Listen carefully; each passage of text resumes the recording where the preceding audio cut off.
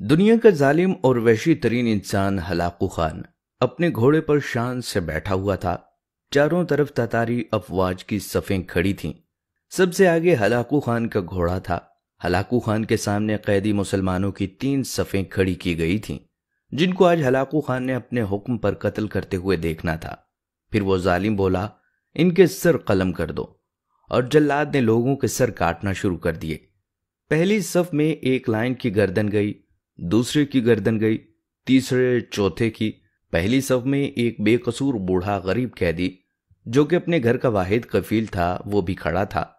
وہ موت کے ڈر کی وجہ سے دوسری صف میں چلا گیا۔ پہلی صف کا مکمل صفایا ہو گیا۔ ہلاکو خان کی نظروں نے اس بوڑھے کو دیکھ لیا کہ وہ موت کے خوف سے اپنی پہلی صف کو چھوڑ کر دوسری صف میں چلا گیا ہے۔ ہلاکو خان گھوڑے پہ بیٹھا ہوا تھا، ہاتھ میں طاقتور گرز لیے اچھال کر اس سے کھیل رہا تھا، اور مسلمانوں کے قتل کا منظر دیکھ کر اس کھیل سے خود کو خوش کر رہا تھا۔ جلادوں نے دوسری صف پہ تلوار کے وار شروع کیے۔ گردنیں آن کی آن میں گرنے لگیں۔ جلاد تلوار چلائے جا رہے تھے اور خون کے فوارے اچھل اچھل کر زمین پر گر رہے تھے۔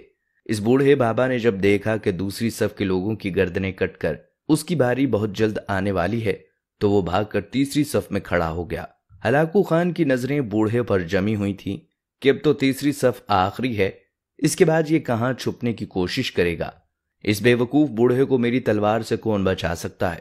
میں نے لاکھوں انسان مار دیے تو یہ کب تک بچے گا؟ تیسری صف پہ جلادوں کی تلواریں بجلی بن کر گر رہی تھیں۔ ہلاکو خان کی نظریں مسلسل اس بوڑھے پہ تھیں کہ وہ کیسے بے چین ہو کر موت کی وجہ سے بے قرار ہے۔ تیسری صف کے انسانوں کی گردنیں گر رہی تھیں۔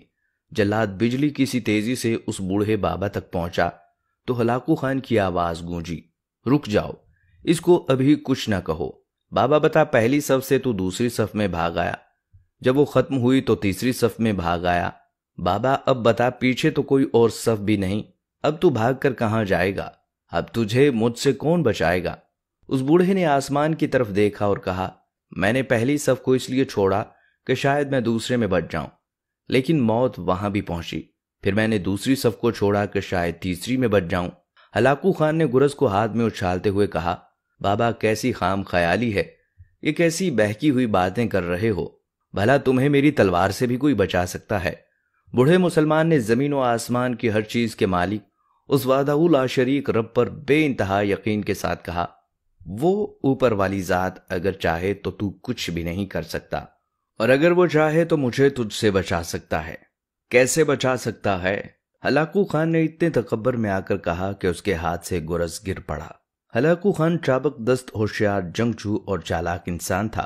ہلاکو خان نے گھوڑے کے اوپر بیٹھے بیٹھے گرے ہوئے گرز کو اٹھانے کے لیے خود کو جھکایا کہ زمین پر گرنے سے پہلے وہ اسے ہوا میں ہی پکڑ لے۔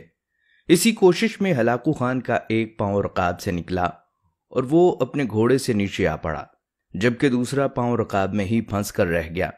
ہلاکو خان کا گھوڑا اتنا ڈر گیا کہ بھاگ نکلا۔ ہلاکو خان نے خود کو بچانے کی بڑی کوششیں کی، لشکر بھی حرکت میں آ گیا، لیکن گھوڑا اتنا طاقتور تھا کہ کسی کے قابو میں نہ آیا۔ وہ ہلاکو کو پتھروں میں گھسیٹ گھسیٹ کر بھاگتا رہا، یہاں تک کہ ہلاکو کا سر پتھروں سے پٹخ پٹخ کر اس قدر لہو لہان ہو گیا کہ اس کی روح چند ہی منٹوں میں اپنے اس تکبر بھرے وجود کو چھوڑ کر جہنم رسید ہو گئی۔ لشکر نے جب بے انتہا کوششوں کے بعد ہلاکو خان کے طاقتور گھوڑے کو قابو کیا تو اس وقت تک اس کا سر برے طریقے سے کچلا جا چکا تھا۔ ہلاکو کا لشکر اس بوڑھے بزرگ سے اتنا خوف زدہ ہو گیا کہ لشکر نے اسے جان بوجھ کر نظر انداز کر دیا، اور وہ بابا بڑے آرام و سکون سے پیدل ہی اپنے گھر کی طرف چل پڑا۔ مظلوم کیا سے ڈرو، کیونکہ جب وہ اللہ سے رجوع کرتا ہے تو قبولیت بہت دور سے اس کا استقبال کرنے آتی ہے۔ یہ ویڈیو ان تمام طاقتور لوگوں کے لیے ہیں جو یہ سمجھتے ہیں کہ ان کی طاقت، دولت، ان کی بادشاہت ہمیشہ رہے گی اور وہ لوگوں پر اسی طرح ظلم کرتے رہیں گے، مگر یاد رکھیے کہ یہ چیزیں ہمیشہ ساتھ نہیں رہتیں۔ اللہ تعالی ہمیں تمام گناہوں سے بچنے کی توفیق عطا فرمائے، آمین۔